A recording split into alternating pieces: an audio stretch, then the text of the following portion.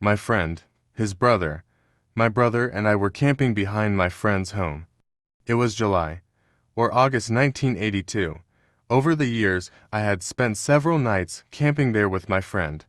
I was about 13 years old at the time of the encounter. Our camp was a spot in the trees behind the house that sits on top of a hill by a stream that empties into Logan Creek and eventually the Ohio River. The area is typical rolling hills, farms and woods. During the day, we were approached by something making a call that was sort of bird-like. The calls came in threes. The call's volume would build to the end. It's sort of hard to describe. As it made this noise, we could also hear it coming up from the creek. As it moved closer, the calls became louder. I remember looking at my brother. I felt it was obviously trying to get our attention. When my friend's brother said he thought it was a peacock, my friend responded with, "No."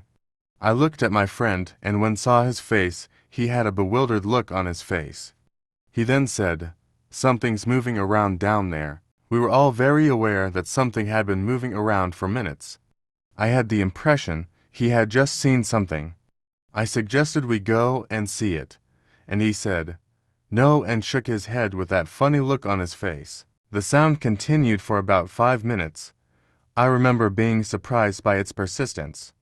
The other two brothers began to argue about going down to see it. The younger kid wanted to see a peacock, and my friend didn't want anything to do with it. It was during their argument that the sounds went away. The sound was not frightening to me. They were loud and intense and came to within about 40 yards, but did not seem to be a threat. I was reluctant to take any initiative on the "let's go check this out." That evening, we had the birds whistle to each other across our camp for what was probably an hour. Not significant in itself, but later that night, when we had gone to bed, something else happened. In the morning, my brother took me aside and asked about my friend's dad. He wanted to know how often his dad came out to check up on the boys camping. I told him that to my knowledge never. In the years that I knew my friend, I had only met his father once, and he had never been out to check on us. My brother told me someone had walked up to our camp once everyone else was asleep.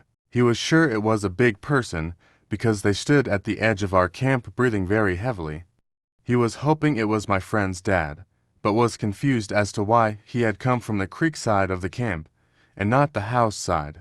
My brother and I have talked about it, but he doesn't remember the daytime vocalization so much as the nighttime visitation. It still makes me laugh to think of him lying there scared stiff. I can only speculate what happened that day. I think a Bigfoot approached us because we were some kids screwing around in the woods and not a threat. I think it returned that night to check us out again. I myself am on the fence when it comes to believing in Bigfoot. I have never seen one or even had any kind of encounter that would lead me to believe in Bigfoot. I do believe that it is quite possible that Bigfoot exists. Why not? There have been too many sightings, footprints, and other evidence to say yes, Bigfoot exists. I hope that this mystery is never completely solved. The folklore and mystery is exciting for those who believe and also those that are not sure like myself. In the end, it's up to you to believe or not to believe. All I can say is keep looking, have fun, and enjoy the videos. If you have any stories, videos, or pictures, feel free to send them to me. I would be glad to add them to Hoosier Bigfoot. Interested only in Indiana Bigfoot sightings and or stories. LRED1450@gmail.com